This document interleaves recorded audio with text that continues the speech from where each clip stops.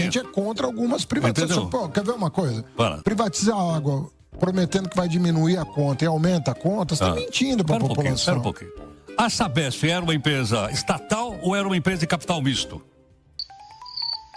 É uma empresa controlada pelo Estado. Peraí, não, você não respondeu. Ela era estatal ou era uma empresa de capital misto? Era como o Banco do Brasil. Quem é que vendeu as ações da Sabesp na Bolsa de Nova York? Espera um minuto. O Alckmin. Mas peraí, deixa eu te falar. Você está me fazendo uma pergunta, eu vou te responder claro. Tecnicamente, né? Porque minha especialidade é finanças públicas. O Banco do Brasil é uma empresa estatal e tem ações na Bolsa.